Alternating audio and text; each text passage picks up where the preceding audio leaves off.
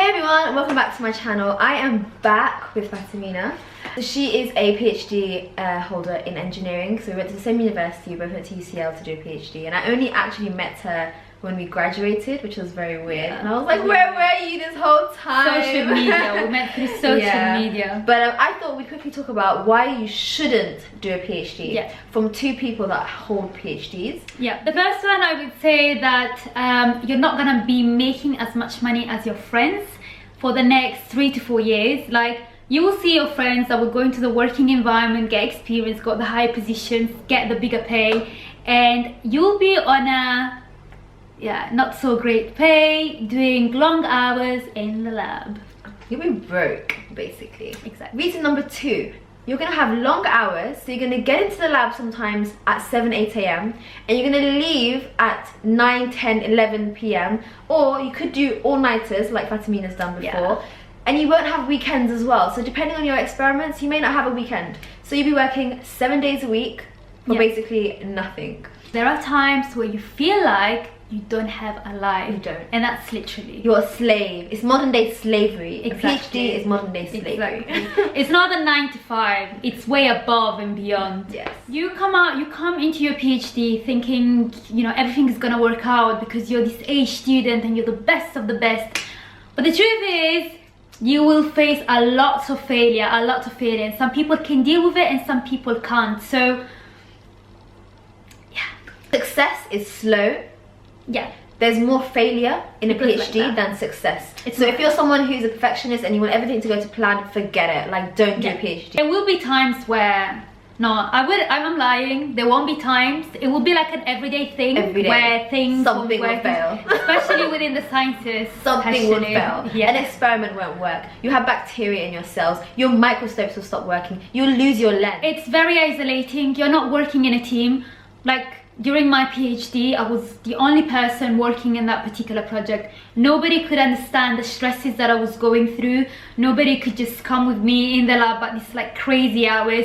You just feel like no one understands you. You feel lonely. It's a very, very lonely process. Especially if you're working in imaging departments like I was, you're in the basement. You don't see a human. Like, you don't even have Wi-Fi, you don't have internet. You're just down this basement, using a microscope, hoping for the best. Things don't work. And in the middle of the night you hear these steps and you're like, oh my God, what's that? Whatever. And so you're like all anxious, still looking at your microscope and everything else and hoping that things work because it better work for what you're going through. If you think you're going to be a doctor, then think again, because people are going to think you're a medical doctor and you're going to be called out for being a medical doctor on the plane or on the train or wherever you are, but actually you're not a medical doctor, but you are a real doctor. Somebody's going to ask you to CPR somebody or diagnose them. You'll have your family members that don't understand what a doctorate is and they just come at you with, I've got my leg hurts and my hand hurts, can you kill me, and so on. So the problem is you will always have to explain yourself. We've just been really negative and we've talked about why you shouldn't do a PhD.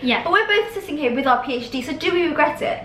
No, we don't regret it. We loved our PhDs. Although we had different experiences, we would highly recommend doing a PhD, and we think that the reasons to do a PhD are so much greater than the reasons not to do a PhD. Now, everything in life has its ups and downs. You're gonna hate your PhD at times. You're gonna hate your supervisor. You're gonna hate your life. Colleagues. You're gonna hate your colleagues. You're gonna hate your cells. You're gonna hate everything. But the times that you are happy and the times that you feel successful and the times that you feel like you're doing something and contributing back to the scientific community are greater than the times that you feel down. So we're going to give you 10 reasons why you should do a PhD. Imagine that. And counter the reasons why you shouldn't. You get to travel so much for free.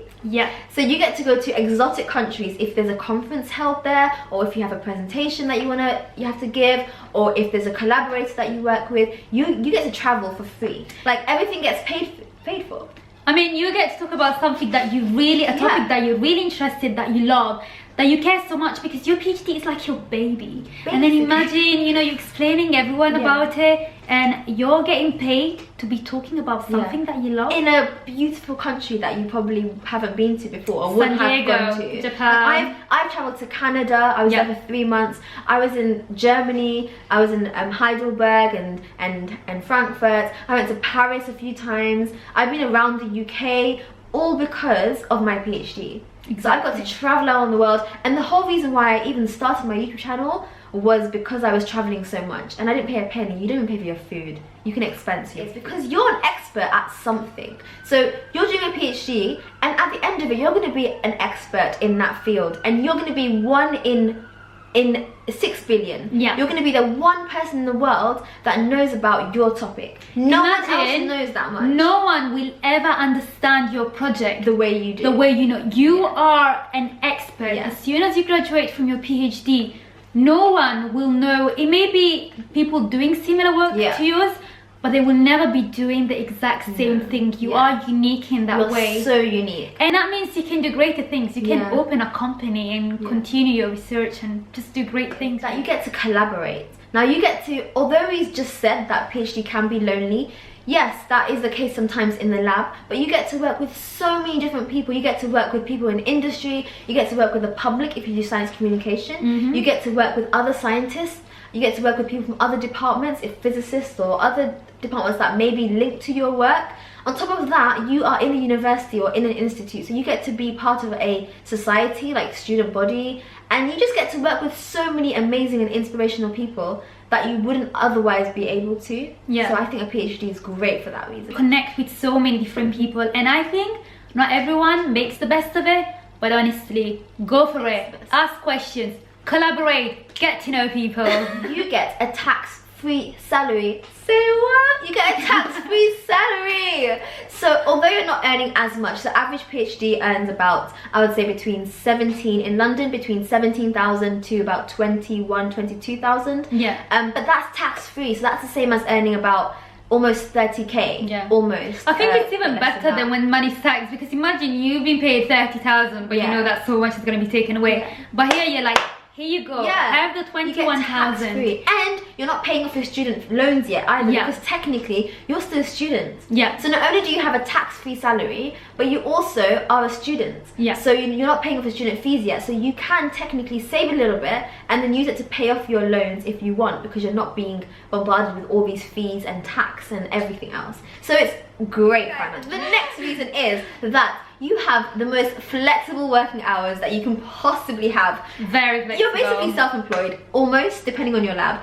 But if you have a supervisor that doesn't mind what time you come in, then you don't even have to come in if you don't want to. If you're working from home, if you have a project that you can work from home on your laptop with, you can do that. If you're feeling a bit sick and you want to come in a bit later, then you can, but you just maybe might want to stay a bit later. If you want to go on holiday last minute, go for it. What job gives you that flexibility? No job. When you do the 9 to 5 job, you have to come in at that particular time and leave at that particular time.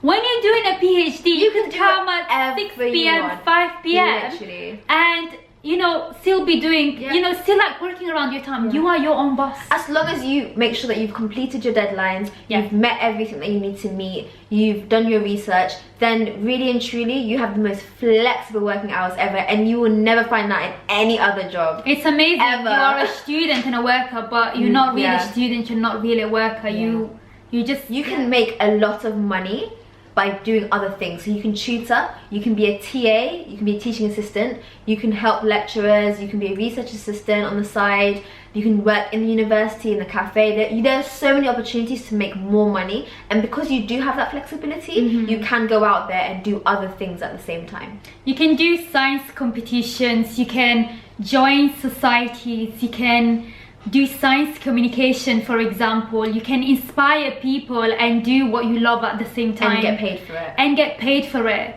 And you know, you can be talking about your work and be paid for doing something that you love. This is almost like, if you think about it, it's like a dream job, because you get to talk about and earn by doing something that you love, that gives you the flexibility to come anytime that you want to. And will you ever get that in any job? When you do graduate and you get into a career, if it's outside of academia, you are more likely to be promoted because you do have a PhD. Although you may start at the same level as everyone else, your skills make you such a multifaceted person that you're able to increase your capacity and balance so many things, because during a PhD you have to do that.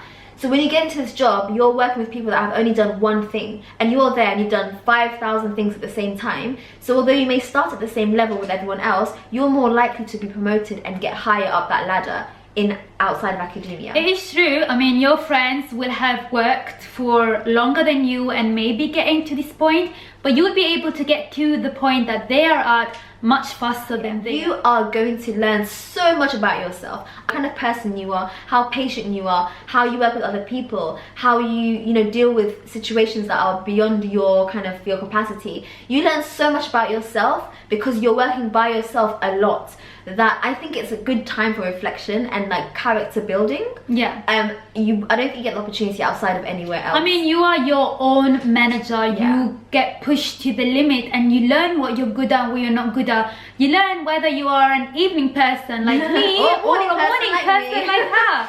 Like, you learn so much about yourself that you wouldn't be able to, and that's the reason why they call it Dr. Philosophy as well. Yeah. Because you're not just being an expert at something, you are also becoming an expert at you. And some people don't figure themselves out until they're in their late 50s and 60s. Yeah. You are able to figure yourself out at a much earlier time in your life, and that is what is going to allow you to succeed, because you will know your strengths and your weaknesses, and you will have proved yourself by the end of it. You are still a student, so like we just mentioned earlier, you're still a student, but what does that give you? That gives you so many benefits. You get a student Oyster card, so you can travel a bit cheaper, you get rail cards, you can get offers off discounts in stores and everything, and this is while you're being paid as well. Yeah, and you're being paid, so you kind of get the best of both worlds. You're getting some money, but you also get discounts and benefits for students, so you can save so much. You also end up with the title of doctor.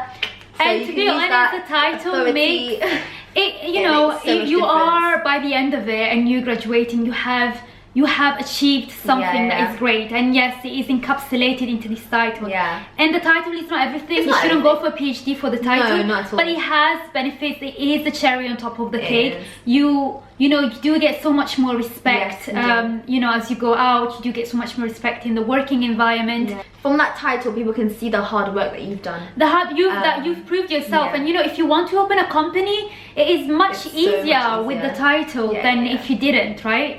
Cool.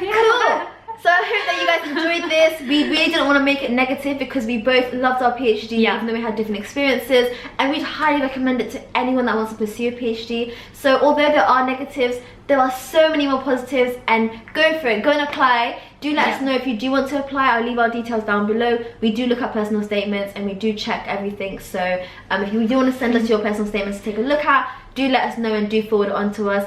And please leave a comment down below if you have any other suggestions about things that you love about a PhD or things that you don't necessarily love about a PhD. We'll see you in the next video. Bye.